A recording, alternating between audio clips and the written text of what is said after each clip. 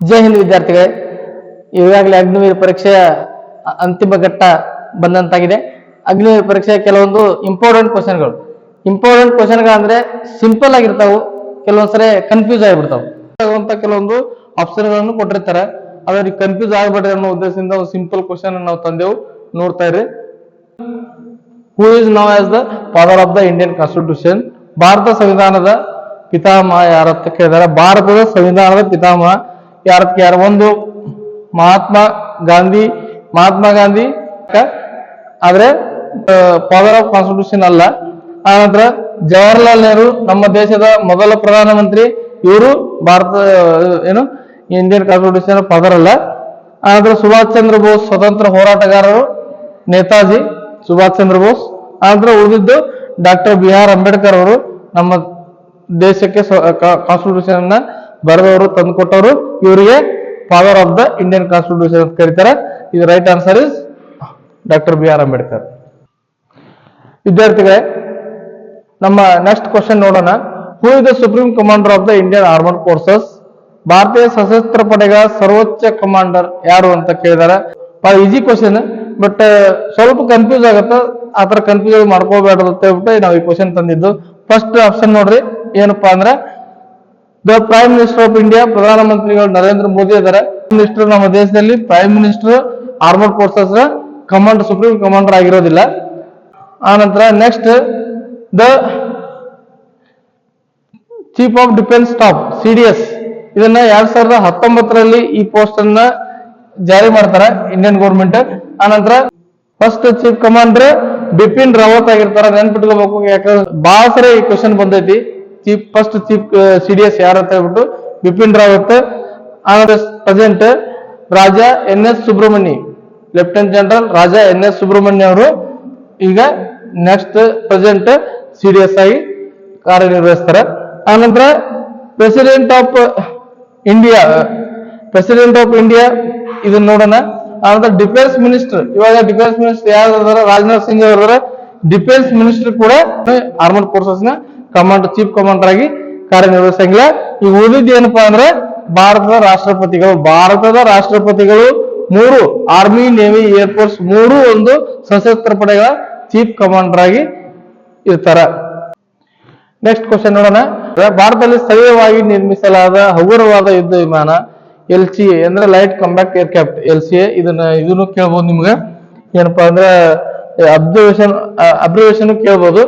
Abbreviation ಒಳಗೂ ನೀವು ಇದನ್ನ ನೋಡ್ಕೋಬೇಕು. ಯಾಕಂದ್ರೆ ಸಮ್ ಟೈಮ್ ಕೇಳಿರ್ತಾರೆ LCA ಫುಲ್ ಫಾರ್ಮ್ ಏನಂತ ಕೇಳಿರ್ತಾರೆ, ಅದನ್ನ ಕೂಡ ನೀವು ನೋಡ್ಕೋರಿ. ಏನಂದ್ರ ಲೈಟ್ ಕಾಂಬ್ಯಾಕ್ಟ್ ಏರ್ಕ್ರಾಫ್ಟ್ ಅಂತ. ಇದನ್ನ ಈ ಹಗುರವಾದ ಯುದ್ಧ ವಿಮಾನ ಯಾವುದು? ಅದು ಭಾರತದಲ್ಲಿ ನಿರ್ಮಿಸಲಾದಂತದ್ದು ಯಾವುದು ಅಂತ ಕೇಳ್ಯಾರ. ಒಂದನೇದು ಸುಗೋಯ್ Mark 1. ಇದು ಅಲ್ಲ, ಇದು ರಷ್ಯಾದಿಂದ ನಿರ್ಮಿಸಲ್ಪಟ್ಟಿದ್ದು. ಆನಂತರ MiG-21 ಕೂಡ ಅಲ್ಲ, ಇದು ರಷ್ಯಾದ್ದು. ಇದು ಅಭಿನಂದನ್ ಇದು ನಿಮ್ಗೆ ಗೊತ್ತೇ ಇದೆ. ಅಭಿನಂದನ್ ಹೋಗಿ ಹೊಡೆದು ಪಾಕಿಸ್ತಾನದಲ್ಲಿ ಸಿಕ್ಕಾಕೊಂಡಿದ್ದು ಇದೇ ವಿಮಾನ. MiG-21 ಇಂದನೇ ಅಭಿನಂದನ್ ಹೋಗಿದ್ದು. ಇದು ರಷ್ಯಾದ ವಿಮಾನ. ಆನಂತರ ಉಳಿದಿದ್ದು ರಫೇಲ್ ಅಂದ್ರೆ ಈಗ ಲೇಟೆಸ್ಟ್ ಆಗಿ ಆಮದು ಮಾಡ್ಕೊಂಡಾರ. ಇದು ಫ್ರಾನ್ಸ್ ಅದಂತ ನಿಮ್ಗೆ ಗೊತ್ತಿದೆ. ಇದು ಕೂಡ ಇಂಡಿಯಾದಲ್ಲ. ಅಂದ್ರೆ ಉಳಿದಿದ್ದು ಯಾವ್ದಪ್ಪ ಅಂದ್ರೆ ತೇಜಸ್ ಇಂಡಿಯಾದ ಒಂದು ಸ್ಥಳೀಯವಾಗಿ ನಿರ್ಮಿಸಲ್ಪಟ್ಟಂತ ಒಂದು ಹಗುರವಾದ ಯುದ್ಧ ವಿಮಾನ. ಹಂಗಾಗಿ Tejas is right answer. Next question ನೋಡೋಣ ವಿದ್ಯಾರ್ಥಿಗಳೇ. ಇಲ್ಲಿ ಏನ್ ಕೇಳ, what is the motto of the Indian army ಅಂತ ಕೇಳ್ಯಾರ. ಭಾರತೀಯ ಸೇನೆಯ ಧ್ಯೇಯ ವಾಕ್ಯ ಮೋಟೋ ಏನು ಅಂತ ಕೇಳ್ಯಾರ. ಭಾರತೀಯ ಸೇನೆಯ ಧ್ಯೇಯ ವಾಕ್ಯ ಯಾವಪ್ಪ ಅಂತಂದ್ರೆ ಫಸ್ಟ್ ಆಪ್ಷನ್ ನೋಡೋಣ, ಸರ್ವಿಸ್ ಬಿಫೋರ್ ಸೆಲ್ಫ್, ಸ್ವಯಂಗಿಂತ ಸೇವೆ. ಸರ್ವಿಸ್ ಬಿಫೋರ್ ಸೆಲ್ಫ್ ಇದು ಆರ್ಮಿಯ ಧ್ಯೇಯ ವಾಕ್ಯ. ಇದು right answer. Actually right answer. ಇದು ಉಳ್ಕಾದ ಏನ್ ನೋಡೋಣ ಬನ್ನಿ. ವಯಂ ರಕ್ಷಾಂ ಇದು ಕೋಸ್ಟ್ ಗಾರ್ಡ್ ನ ಒಂದು ಧ್ಯೇಯ ವಾಕ್ಯ. ಆನಂತರ ಇದು ನಭಃ ಸ್ಪರ್ಶಂ ದೀಪ್ತಂ ಇದು ಏರ್ಫೋರ್ಸ್ ನ ಒಂದು ಧ್ಯೇಯ ವಾಕ್ಯ. ಶಂ ನೋ ವರ್ಣ ಇದು ನೇವಿಯ ಧ್ಯೇಯ ವಾಕ್ಯ. ಇವು ಯಾವೂ ಅಲ್ಲ. ಇದು ಏರ್ಫೋರ್ಸ್ ಒಂದು, ಇದು ನೇವಿದು, ಇದು ಕೋಸ್ಟ್ ಗಾರ್ಡ್, ಇದು ಆರ್ಮಿ. ಇದು first is the right answer. Next question ನೋಡೋಣ ವಿದ್ಯಾರ್ಥಿಗಳೇ. What is the main objective of the Defense Research and Development Organization DRDO ಕೇಳ ಇದನ್ನು ಕೇಳ್ತಾರ, ನೀವು ನೋಡ್ಕೋರಿ. ಅಬ್ರಿವೇಷನ್ ಕೇಳ್ತಾರ, defence research and development organisation, ಇದು ಸ್ವಲ್ಪ ಓದ್ಕೋರಿ. ಆನಂತರ ಇನ್ನೇನಪ್ಪಾ ಅಂತ ಕೇಳಿದ ರಕ್ಷಣಾ ಸಂಶೋಧನೆ ಮತ್ತು ಅಭಿವೃದ್ಧಿ ಸಂಸ್ಥೆ DRDO ಮುಖ್ಯ ಉದ್ದೇಶ. ಈ DRDOದ ಮುಖ್ಯ ಉದ್ದೇಶ ಏನಪ್ಪಾ ಅಂತ ಕೇಳ ನೀವು ನೋಡ್ಕೋರಿ. ರಾಷ್ಟ್ರೀಯ ಹೆದ್ದಾರಿಗಳನ್ನು ನಿರ್ಮಿಸುವುದು, ರಾಷ್ಟ್ರೀಯ ಹೆದ್ದಾರಿಗಳನ್ನು ನಿರ್ಮಿಸುವುದು ಕೇಳ. ರಾಷ್ಟ್ರೀಯ ಹೆದ್ದಾರಿಗಳನ್ನು ನಿರ್ಮಿಸಕ NHAI ನ್ಯಾಷನಲ್ ಹೈವೇ ಅಥಾರಿಟಿ ಐತಿ. ಇದು ಈ ನ್ಯಾಷನಲ್ ಇದಲ್ಲ.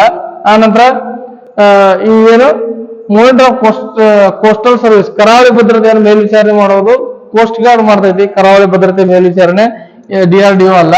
ಆನಂತರ ರಿಕ್ರೂಟ್ಮೆಂಟ್, ನಿಮ್ಗೆ ಗೊತ್ತೇ recruitment soldier Indian army recruitment ಮಾಡ್ಕೋತೈತಿ. ರಿಕ್ರೂಟ್ಮೆಂಟ್ SSC ಇವೆಲ್ಲ ಸಂಸ್ಥೆಗಳು ಬೇರೆ ಬೇರೆ ಸಂಸ್ಥೆಗಳು, ಬಟ್ DRDO ಅಲ್ಲ. ಇದಕ್ಕೆ ಆನ್ಸರ್ ಅಲ್ಲ. ಉಳಿದ ಏನಪ್ಪಾ ಅಂದ್ರೆ design and development indigenous military technology, ಸ್ಥಳೀಯ ಮಿಲಿಟರಿ ಮತ್ತು ತಂತ್ರಜ್ಞಾನವನ್ನು ವಿನ್ಯಾಸಗೊಳಿಸುವುದು ಮತ್ತು ಅಭಿವೃದ್ಧಿಪಡಿಸುವುದು ಇದರ ಕೆಲಸ. ನೀವು ಕೆಲವೊಂದು ವೆಪನ್ಗಳನ್ನ ಅಭಿವೃದ್ಧಿಪಡಿಸ್ತೈತಿ. ಈಗ ಲೇಟೆಸ್ಟ್ ಆಗಿ ಕೆಲವೊಂದು ವೆಪನ್ಗಳನ್ನ ಕೂಡ ಒಳ್ಳೆ ಒಳ್ಳೆ ವೆಪನ್ಗಳನ್ನ ಈ DRDO ಇಂದ ಅಭಿವೃದ್ಧಿಪಡಿಸಲಾಗಿದೆ. ನೆಕ್ಸ್ಟ್ ಕ್ವಶನ್ ನೋಡೋಣ ವಿದ್ಯಾರ್ಥಿಗಳೇ. ನೆಕ್ಸ್ಟ್ ಕ್ವಶನ್ ನೋಡೋಕ್ಕಿಂತ ಮುಂಚಿತವಾಗಿ ನಮ್ಮ ಈ ಸೂರ್ಯ ಡಿಫೆನ್ಸ್ ಅಕಾಡೆಮಿ ಗದಗ್ನಲ್ಲಿ ಆಲ್ರೆಡಿ ಫಿಸಿಕಲ್ ಬ್ಯಾಚ್ಗಳು ಶುರುವಾಗಿದ್ದಾವೆ. ಇದೇ ತಿಂಗಳ ಜೂನ್ 15ರಿಂದ ಫಿಸಿಕಲ್ ಬ್ಯಾಚ್ಗಳು ಸಿಕ್ಕವು.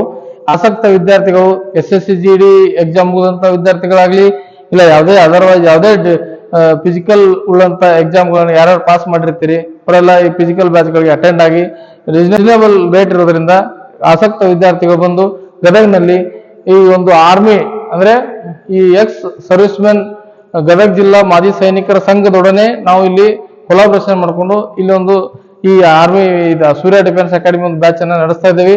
ಅದು ಎಕ್ಸ್ ಆರ್ಮಿ ಸೈನಿಕ್ ಭವನದಲ್ಲೇ ಇದು ಟ್ರೈನಿಂಗ್ ನಡೆಯುತ್ತೆ. ಇದೇ ಅಂದ್ರೆ ಜೂನ್ 15ರಿಂದ ಈ ಟ್ರೈನಿಂಗ್ ಬ್ಯಾಚ್ ಶುರುವಾಗಲಿದೆ. ಆಸಕ್ತ ವಿದ್ಯಾರ್ಥಿಗಳು ಬಂದು ಜಾಯಿನ್ ಆಗಬೇಕು. ನೆಕ್ಸ್ಟ್ ಕ್ವಶನ್ ನೋಡೋಣ. Next question, where is the head quarter of the Indian army training command located? Indian army ಭಾರತೀಯ ಸೇನೆಯ ತರಬೇತಿ ಕಮಾಂಡ್ ಪ್ರಧಾನ ಕಚೇರಿ ಎಲ್ಲಿದೆ ಅಂತ ಕೇಳ ನೀವು ನೋಡ್ಬೋದು. ಫಸ್ಟ್ ಆಪ್ಷನ್ ನ್ಯೂ ಡೆಲ್ಲಿ ಅಂತ ಕೊಟ್ಟಾರ. ನ್ಯೂ ಡೆಲ್ಲಿಯಲ್ಲಿ ಆರ್ಮಿ ಹೆಡ್ ಕ್ವಾರ್ಟರ್ ಇದೆ. ನ್ಯೂ ಡೆಲ್ಲಿಯಲ್ಲಿ ಆರ್ಮಿ ಹೆಡ್ ಕ್ವಾರ್ಟರ್ ಇದೆ, ನೀವು ನೋಡ್ಬೋದು. ನ್ಯೂ ಡೆಲ್ಲಿ ಅಲ್ಲ. ಹಂಗಾಗಿ ಪುಣೆಯಲ್ಲಿ ದಕ್ಷಿಣ ಕಮಾಂಡ್, ಭಾರತೀಯ ಸೇನೆಯ ದಕ್ಷಿಣ ಕಮಾಂಡ್ ಪುಣೆಯಲ್ಲಿ ಇರೋದ್ರಿಂದ ಇದು ಟ್ರೈನಿಂಗ್ ಕಮಾಂಡ್ ಪುಣೆಯಲ್ಲಿ ಇಲ್ಲ. ಹಂಗಾಗಿ ಇದು ಆಪ್ಷನ್ ಅಲ್ಲ. ಇನ್ನು ಡೆಹ್ರಾಡೂನ್ ಅಲ್ಲಿ IMA ಇದೆ, ಇಂಡಿಯನ್ ಮಿಲಿಟರಿ ಅಕಾಡೆಮಿ, ಬಟ್ ಯಾವುದೇ ಕಮಾಂಡ್ಸ್ ಅಲ್ಲಿಲ್ಲ. ಆನಂತರ ಉಳಿದ್ರೆ ಯಾವ್ದಪ್ಪ ಅಂದ್ರೆ Simla is right answer. Simla army training command Simla ಯಾವ ರಾಜ್ಯದಲ್ಲಿ ಐತಿ? ಹಿಮಾಚಲ್ ಪ್ರದೇಶದ ಒಂದು ರಾಜ್ಯದಲ್ಲಿ ಸಿಮ್ಲಾ ಬರ್ತೈತಿ. ಉಳ್ಕಾದ ಕ್ವಶನ್ಗಳಿಗೆ ಸ್ವಲ್ಪ ಓದ್ಕೊಂಡು ನೋಡ್ಕೋರಿ. ಇಲ್ಲ ನೆಕ್ಸ್ಟ್ ಕ್ವಶನ್ ನೋಡೋಣ ವಿದ್ಯಾರ್ಥಿಗಳೇ. Which missile is India's first individually develop tactical surface to surface short range ballistic missile ಪ್ಯಾರ? ಭಾರತದ ಮೊದಲ ಸ್ಥಳೀಯವಾಗಿ ಅಭಿವೃದ್ಧಿಪಡಿಸಲಾದ ಯುದ್ಧ ತಂತ್ರಜ್ಞಾನದ ಮೇಲ್ಮೈನಿಂದ ಮೇಲ್ಮೈಗೆ ಚಿಮ್ಮುವ ಅಲ್ಪಾವಧಿ ಕ್ಷಿಪಣಿ ಯಾವ ಪ್ಯಾರ? ಇಲ್ಲಿ 1ನೇದು ಪೃಥ್ವಿ, 2ನೇದು ಅಗ್ನಿ, 3ನೇದು ಆಕಾಶ ಮತ್ತು ತ್ರಿಶೂಲ. 4 ಆಪ್ಷನ್ ಗಳನ್ನು ಕೊಟ್ಟರೆ ಇಲ್ಲಿ ಅಗ್ನಿ ಏನಪ್ಪಾ ಅಂದ್ರೆ right answer. Surface to surface ಇದು ಒಂದು ನಮ್ಮ ಇಂಡಿಯನ್ ಇದರಲ್ಲಿ ಸ್ಥಳೀಯವಾಗಿ ಅಭಿವೃದ್ಧಿಪಡಿಸಲಾದ ತಂತ್ರಜ್ಞಾನವನ್ನು ಅಳವಡಿಸಿಕೊಂಡು ಅಗ್ನಿಯನ್ನು ಶುರು ಮಾಡಿದೆ. ಬಟ್ ಇದು ಸರ್ಫೇಸ್ ಟು ಸರ್ಫೇಸ್, ಪೃಥ್ವಿ ಕೂಡ ಸರ್ಫೇಸ್ ಟು ಸರ್ಫೇಸ್ ಇದೆ. ಶಾರ್ಟ್ ರೇಂಜ್ ಇದು ಪೃಥ್ವಿ ಮಿಸೈಲ್. ಆದ್ರೆ ಆಕಾಶ್ ಕೂಡ ಸರ್ಫೇಸ್ ಟು ಸರ್ಫೇಸ್ ಇದೆ, surface to surface. Short range middle range ಎರಡು ಆಕಾಶಲ್ಲಿ ನಾವು ನೋಡ್ಬೋದು. ಇನ್ನ Trishul surface to air missile. ಇದು ತ್ರಿಶೂಲ್ ಒಂದು ಇದು ಆನಂತರ ತ್ರಿಶೂಲ್ ಕೂಡ ಇದರಲ್ಲಿ ಕೂಡ ಶಾರ್ಟ್ ರೇಂಜ್ ಮಿಸೈಲ್ ಗಳನ್ನ ನೋಡಕ್ ಸಿಗ್ಬೋದು. ಆನಂತರ ಅಗ್ನಿಯ ಒಂದು ರೈಟ್ ಆನ್ಸರ್ ಓಕೆ. ಬಟ್ ಇದರಲ್ಲಿ ಅಗ್ನಿಯ ಇನ್ನೊಂದು ವಿಶೇಷತೆ ಏನಪ್ಪಾ ಅಂದ್ರೆ ನ್ಯೂಕ್ಲಿಯರ್ ವೆಪನ್ ವಾರ್ ಹೆಡ್ ಅನ್ನ ತೆಗೆದುಕೊಂಡಂತ ಹೋಗುವಂತ ಶಕ್ತಿ ಈ ಅಗ್ನಿ ಮಿಸೈಲ್. ನೆಕ್ಸ್ಟ್ ಕ್ವಶನ್ ನೋಡೋಣ ಬನ್ನಿ ವಿದ್ಯಾರ್ಥಿಗಳೇ. ಭಾರತದ ಮೊದಲ ಸ್ಥಳೀಯವಾಗಿ ನಿರ್ಮಿಸಲಾದ ಪರಮಾಣು ಚಾಲಿತ ಬ್ಯಾಲಿಸ್ಟಿಕ್ ಕ್ಷಿಪಣಿ ಜಲಾಂತರ್ಗಾಮಿ ನೌಕೆ ಹೆಸರು? ಮೊದಲ ಸ್ಥಳೀಯವಾಗಿ ನಿರ್ಮಿಸಲಾದ ಪರಮಾಣು ಚಾಲಿತ ಬ್ಯಾಲಿಸ್ಟಿಕ್ ಕ್ಷಿಪಣಿ ಜಲಾಂತರ್ಗಾಮಿ ನೌಕೆ ಹೆಸರು ಯಾರ? ಓಕೆ, ಫಸ್ಟ್ ಆಪ್ಷನ್ ಅಂದ್ರೆ ನಾವು INS ವಿಕ್ರಮಾದಿತ್ಯ ನೋಡ್ತೀವಿ. INS ವಿಕ್ರಮಾದಿತ್ಯ ಕಮಿಷನ್ ಆಗಿದ್ದು 2013. ಇದು ರಷ್ಯಾದಿಂದ ನಾವು ಇಂಪೋರ್ಟ್ ಮಾಡ್ಕೋತಾರೆ. 2013 ಇಂಡಿಯನ್ ನೇವಿಯಲ್ಲಿ ಇದು ಕಮಿಷನ್ ಆಗಿ ಕಾರ್ಯನಿರ್ವಹಿಸಲು ಶುರು ಮಾಡೈತಿ. ಆನಂತರ INS ಕಲವರಿ ನೋಡ್ತೀವಿ. ಇದಕ್ಕೆ S50 ಅಂತ ಕರೀತಾರ. INS ಕಲವರಿ 2015 ಏನಾಗತ್ತಪ್ಪ ಅಂದ್ರ ಕಮಿಷನ್ ಆಕತಿ. ಆನಂತರ ಇದನ್ನ ಮುಂಬೈಯಲ್ಲಿ ತಯಾರು ಮಾಡ್ತಾರೆ. ನಮ್ಮ ಭಾರತೀಯ ಒಂದು ಇದ್ರಾಗ ಮುಂಬೈ ನಗರಿಯಲ್ಲಿ ಇದನ್ನ ತಯಾರು ಮಾಡ್ತಾರೆ. ಆನಂತರ INS ವಿಕ್ರಾಂತ್ 2013 ನಾವು ಕೊಂಡ್ಕೊತೀವಿ INS ವಿಕ್ರಾಂತನ. ಆನಂತರ 2022 ಕಮಿಷನ್ ಆಕತಿ INS ವಿಕ್ರಾಂತ್.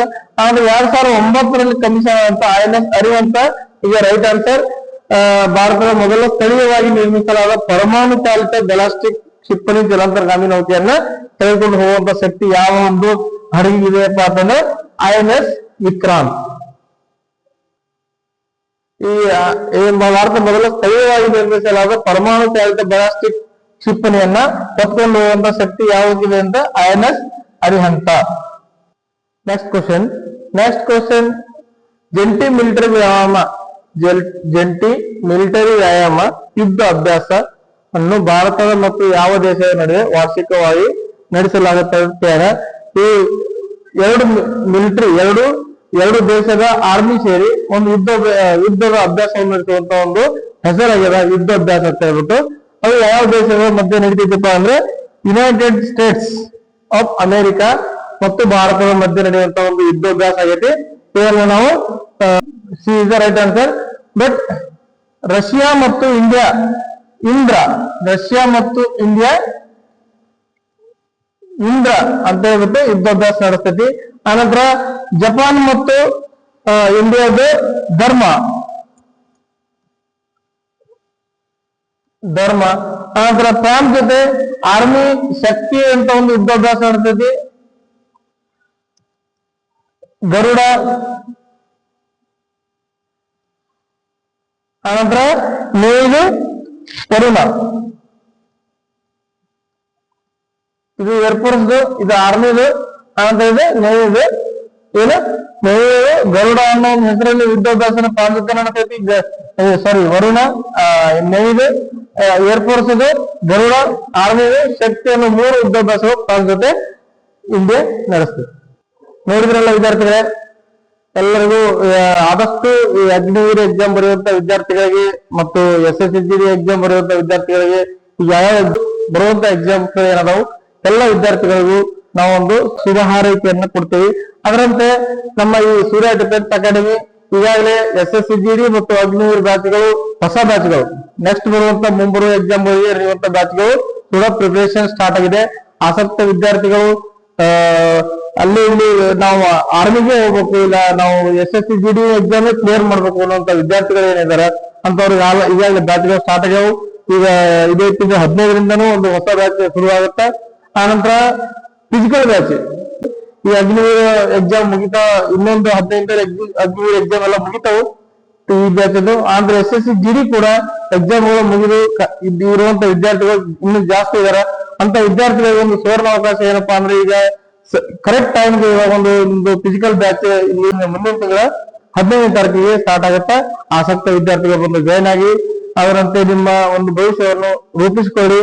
ಬರೀ ವೇಟ್ ಮಾಡ್ಕೊತ ಟೈಮ್ ಇನ್ನು ಮುಂದೆ ಐತಿ, ಇನ್ನ ಟೈಮ್ ಬಾಳ ಐತಿ, ಇನ್ನ ಬರೋದೈತಿ, ಇನ್ನ ಎಕ್ಸಾಮ್ ಇನ್ನ ಅನೌನ್ಸ್ ಮಾಡಿಲ್ಲ, ಅವ್ರನ್ನ ನಮ್ಗೆ ರಿಸಲ್ಟ್ ಬಂದಿಲ್ಲ, ಕುಂದ್ರಬೇಡ್ರಿ. ಫಿಸಿಕಲ್ 1 ದಿನದಲ್ಲಿ 2 ದಿನದಲ್ಲಿ ನಿಮ್ ಫಿಸಿಕಲ್ ಫಿಟ್ ಆಗೋದಿಲ್ಲ. ರನ್ನಿಂಗ್ ಫಿಟ್ ಆಗಬೇಕು, ರನ್ನಿಂಗ್ ಟೈಮಿಂಗ್ ಕುಂದಿರ್ಬೇಕಂದ್ರೆ ಟೈಮ್ ಬೇಕು. ಆ ಟೈಮ್ ನೀವು ಸದುಪಯೋಗ ಪಡಿಸ್ಕೊಡ್ರಿ. ಈಗಿಂದಲೇ ಪ್ರಾಕ್ಟೀಸ್ ಶುರು ಮಾಡ್ರಿ. ಆನಂತರ ಆಸಕ್ತರು ಬಂದು ಈಗಾಗಲೇ ಇನ್ನೂ ಸೀಟ್ಗಳು ಅವೈಲೇಬಲ್ ಇದಾವೆ. ಆಸಕ್ತರು ಬಂದು ನಾವು ಜಾಸ್ತಿ ಸೀಟನ್ನ ಇಲ್ಲಿ ತುಂಬೋದಿಲ್ಲ, ಒಂದು 15-20 ಜನ ಒಂದು ಬ್ಯಾಚ್ ಮಾತ್ರ ಮಾಡ್ತೇವೆ, ಫಿಸಿಕಲ್ ಬ್ಯಾಚ್. ಹಾಗಾಗಿ ಆಸಕ್ತ ವಿದ್ಯಾರ್ಥಿಗಳು ಬೇಗನೆ ಬಂದು ತಮ್ಮ ಅಡ್ಮಿಷನ್ ಅನ್ನು ಖಚಿತಪಡಿಸಿಕೊಡ್ರಿ. ಜೈ ಹಿಂದ್.